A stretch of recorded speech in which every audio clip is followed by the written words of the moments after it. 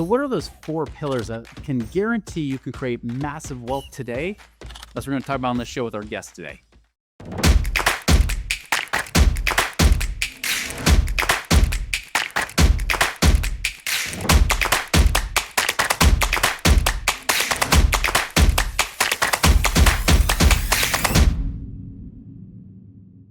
Hello, my fellow Ripplers. This is Chris Miles, your cash flow expert and anti-financial advisor. This show is for you. You've been working so hard for that money, and you're now ready for that money to start working harder for you today. You want that freedom. You want the cash flow right now. You don't have to wait 30 or 40 years for it. You want to become work optional, where you work because you want to, not because you have to. And most importantly, guys, it's not just about getting you rich. It's about creating a rich life, because as you're blessed financially, as you have greater resources and greater freedom, you now have a greater capacity to bless the lives of all those around you. That is exactly what I'm here to do today for you guys. Thank you for allowing me to create a ripple effect for you. I'm so appreciative of you guys tuning in, be able to really be a part of this show. You guys have been binging on it. You've been sharing this with others. Thank you so much. And if you haven't done so already, please leave us a review. Go ahead and leave us a review. Unless you think we suck, then don't leave a review at all. Just save your time, save your breath, go somewhere else, save your fingers. But for those of you that say this show has actually given you some benefit, please like, subscribe, and then review our show. All right, guys. So I'm bringing on Steve Pate here today. Now, Steve is actually like a well sought after, really like financial literacy expert. I mean, this guy has been teaching about these four pillars that we're going to be talking about today, and especially about how do we use this to help us create wealth, not just now, but faster. How can we do it the right way and in the right order? That's what Steve does with his Wealth Society and everything else. So we'll talk about that here, and especially tune in, because him and I are actually be partnering on something that you will want to be a part of. So be sure hang in to the end. So Steve, welcome to our show. Hey, Chris, thanks for having me, man. I appreciate it. Hey, it's such a pleasure. So give us more of your backstory, Steve. Like, I mean, obviously you're in financial literacy. You've obviously done a lot of things to create wealth in your own life. What started all this path for you? For me, I think it just came down to freedom. I'd had a couple different companies and exited, and I enjoyed building them. Like doing the hard work. I didn't enjoy running them, because then it was like the daily grind. It didn't feel like passive income. It felt like heavy lifting on a daily basis. There's another rat And race, right? yeah, exactly. Yeah. So in one of my initial companies, I was introduced to credit lines, and in those, I kind of saw how the banking relationships worked and what it actually took to get a little bit of money or a lot of money, and just really seeing, kind of just the way my mind works. I compartmentalize everything, and I want to reverse engineer everything.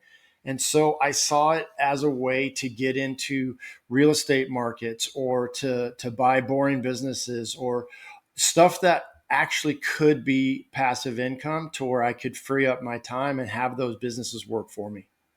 I love it. Well, now what are you doing? Like, tell us about this Wealth Society and everything you're doing now. Yeah, so the Wealth Society started, it is one of those things, is kind of the calling, right? You don't want to do it, and it just keeps tapping you on the shoulder, and you're like, okay, all right, I'm gonna do this thing. And so essentially, it teaches the fact that you got to have good income streams. It teaches, we call it the ICAT: Mhm. income, credit, asset, and taxes. If you have those four pillars lined out, it's hard to fail. It really is. And what I see, especially with, like W-2 earners, or people that are just trying to make the transition from working a job to being an entrepreneur, whatever that transition looks like, whether they're taking a big step or little steps at a time. They don't really realize how much control they have over what asset classes they use and how to leverage their credit. Like, even people are like, oh, I have great credit. Okay, awesome. But are you maintaining it? Are you really paying attention to it? With the banking relationships, sometimes, man, they'll, especially if you're doing like a personal guarantee on a business loan, they might run your credit like 5, 6 times, like a car, like they do with a car loan. And Yeah. we actually legally have the ability to go back in and erase those hard inquiries. Mm. So like, you could, what ends up happening is it looks like you're shopping hard for credit, and then you erase the inquiries except for the one, or sometimes you even have the ability to erase the one that the relationship that you're actually going with.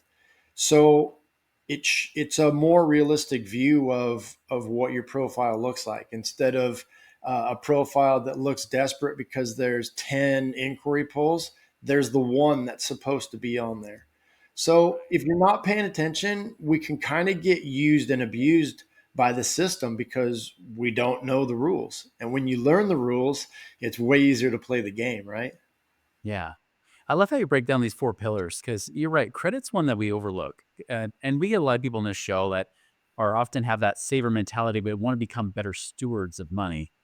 And I know from personal experience because I've had credit scores, go up and down over different periods of my life, right? Where I've had 480 credit scores, now I have over 840 credit score, things like that. And Yeah. one thing I've learned that's so important, and I saw this happen with one of my clients who wanted to be a passive investor in a real estate investor. She was looking at his credit report and she saw that, one bureau out of the 3 bureaus, one reported like a 6, actually no, it was like down around like I think like a 600. Then the second score is around a 680, and then the third score is like a 715. And she said, "Ooh, this doesn't look very good. Maybe I shouldn't invest with this guy." And look, he even had a bankruptcy X number of years ago. She didn't even know how many years. It just said there was a bankruptcy in the past sometime. Right. And I told her, I said, "Well, by looking at this from my perspective of seeing what my credit report used to look like, right? And I'd even filed for bankruptcy. That's what made it so hard for me to recover. And I said, on mine, like I know what this is. This person obviously has errors. There's discrepancy between these 3 credit bureaus. If he were to get this fixed, he might actually have in the high 600s, maybe even into the low 700s if some of these things were cleared up." Yeah, that's exactly right. And like you said, once you kind of understand what those things are from experience or the education of the boxes that actually make up our credit, Mhm. it's just way more empowering to be able to take control. It's no different than when you're piecing a hard money deal together or a real estate deal. If you know where all the numbers are coming from, Mhm. it's way easier to relax into the deal and have confidence in the deal because you understand the deal. Right. Well, tell us more about income. What do you mean by income? Does that just mean get another job, or is this something a little bit more complex than that? No, I think a lot of that is realizing that with a little bit of extra money, you can create multiple income streams, and they don't have to be big. You know, you and I have both seen people just add an extra, like one rental, like instead of selling the house as they move into their forever house, Mhm. or if they're house hacking, whatever the case may be, if they can hang on to that house and realize that they might not need that big of a down payment for the next one, that they can add two, three, four, whatever the number is, uh, hundreds of dollars to their income stream. And then that also, this is where it gets really interesting for me, is that Mhm. all 4 pillars are so interwoven, because you create that little bit extra income, and obviously there's going to be a tax implication there, but a lot of Mhm. times, especially with real estate, it's a positive tax implication because you've got depreciation and truly appreciation if it's the right project. So it's just fun to see how all those 4 pillars play against each other, and as you understand them, you can create more income, get tax breaks to create more income, pick a better asset class. If you have something that's not performing, like 1 or 2% extra can make a big difference over the long haul, right? Absolutely. That's the one thing I always find interesting is some people will, because of things like IRAs and 401ks, right? The typical retirement plans, people think, oh, I get a tax advantage, not realizing it's just a tax delay. It's really an income deferral, not a tax deferral, right? You're really just deferring your income to another date, which may or may not be a lower tax bracket down the road. And people always say, like, well, why real estate over stocks? I said, well, for one, the tax advantages are much, much bigger. You actually have a tax advantage with real estate, where with stocks and options, even if you're trading stocks and options, there's zero tax benefit. Zero. Like you never get a benefit. Your only hope is that IRA or 401k, which then you still just kick the can down later to pay taxes down the road. So you really don't have a tax advantage, right? Yeah, that's exactly right. And that's where I encourage people to really embrace the numbers. And I know it can be grueling or boring, but you know, take the 5 year snapshot and then also take the 20 or 30 or, depending on what your goals are, take that bigger snapshot and actually run the numbers and figure out some other options. As far as if you've got X amount in the S&P, and you're like, okay, I could pull some of that over into a real estate project, take those two income streams head to head and figure out what the numbers actually are.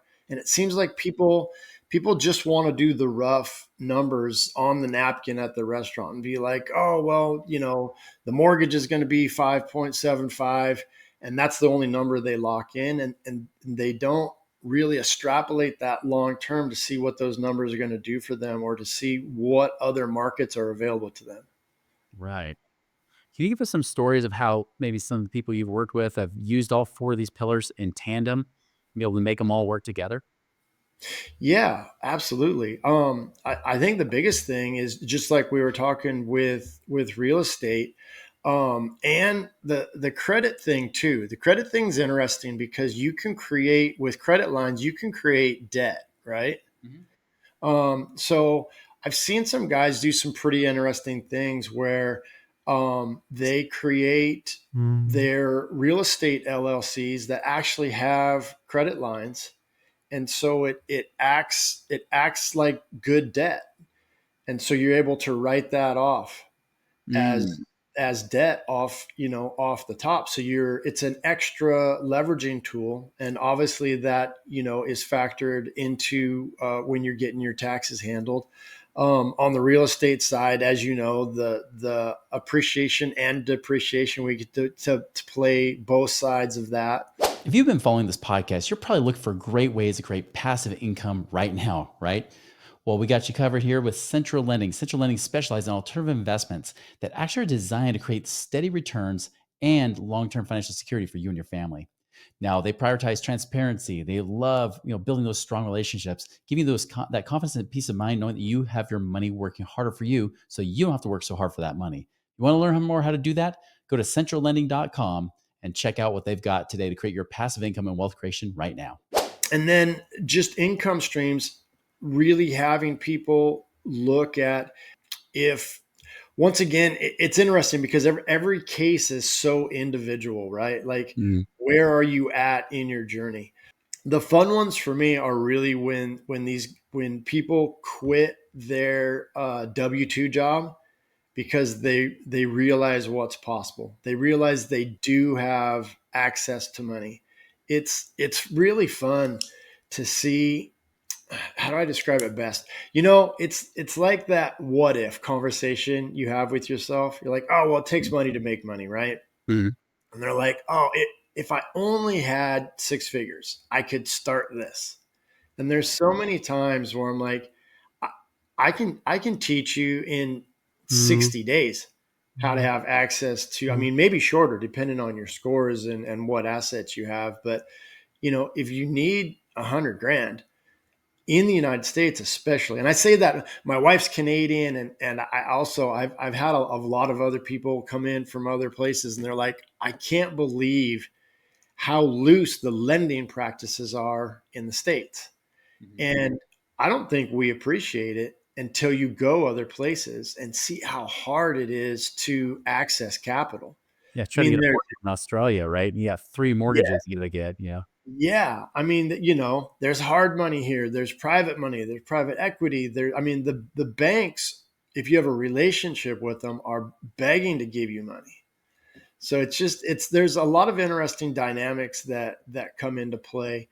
But as far as stories go, it's that light bulb moment when someone sees that they can get out of the rat race and start that business, start their real estate journey, start really amassing assets that are going to do them long term favors.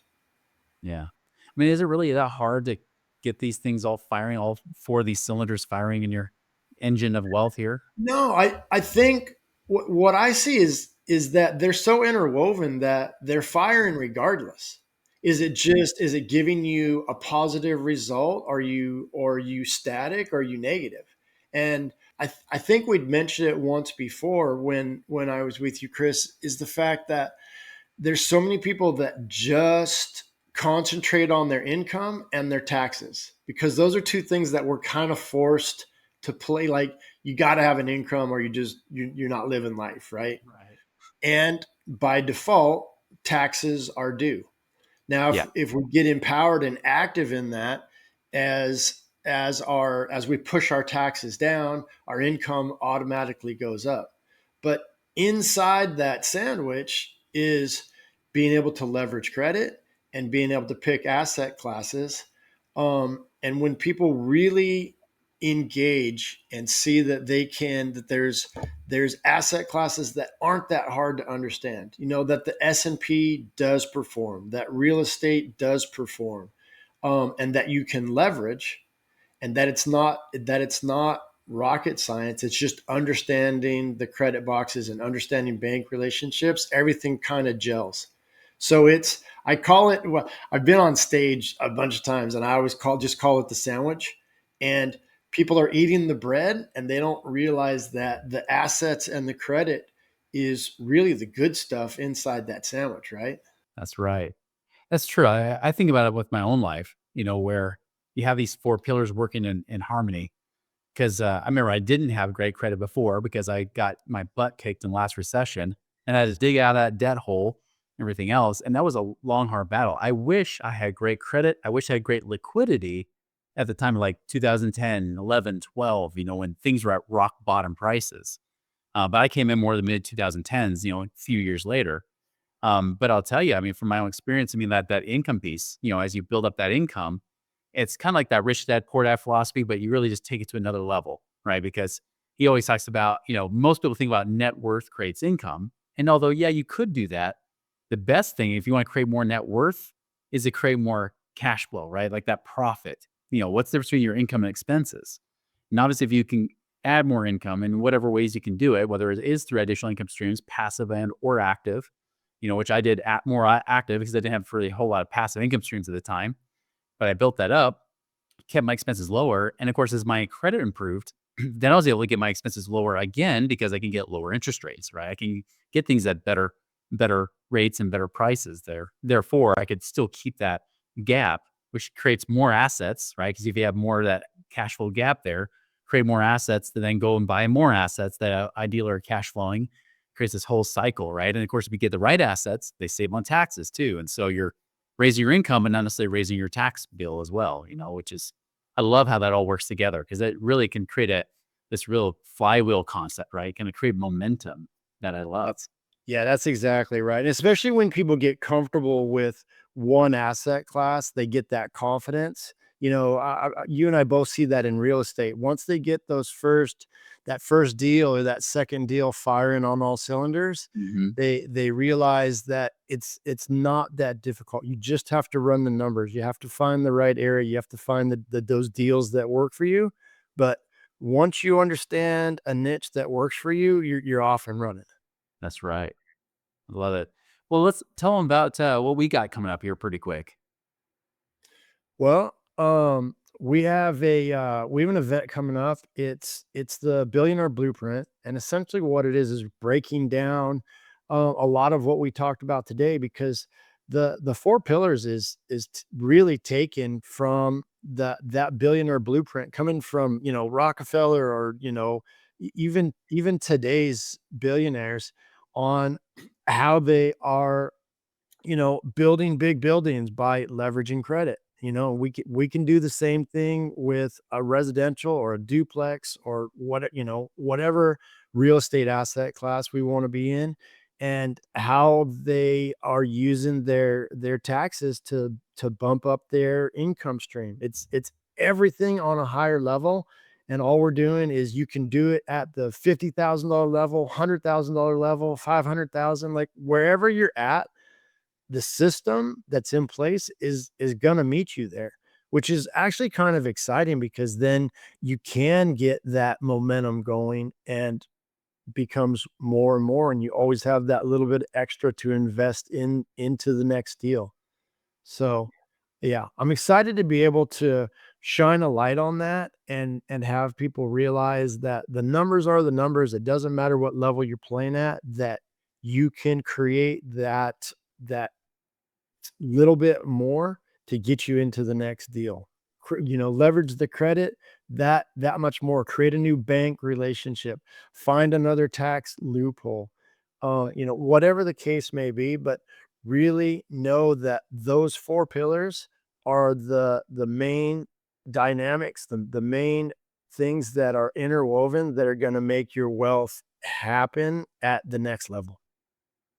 Yeah, I'm definitely excited to be a part of this as one of your presenters as well. And I know you got several other talented people teaching this too.